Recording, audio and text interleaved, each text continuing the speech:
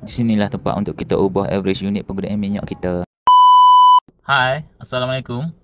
Bagi anda yang baru menerima expander, average unit yang digunakan untuk penggunaan minyak dia biasanya dia letak pada berapa liter untuk setiap 100 km. Sekarang ni kalau anda nak ubah kepada kilometer per liter, anda boleh ubah sebenarnya di setting menu. Okey, ni memang ajar cara dia macam mana lah. Jom. First kita kena alih gear kepada P, baru kita akan jumpa setting menu. Tekan butang info ni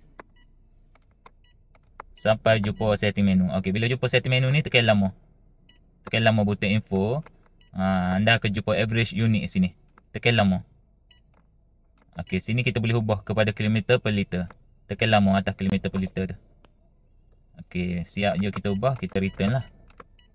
Tekan lama.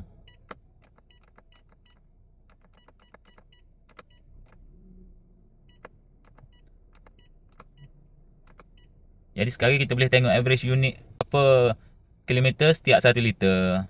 Ini lagi mudah untuk kita refer lah, berbanding daripada berapa liter setiap 100 km. Terima kasih, semoga bermanfaat. Assalamualaikum.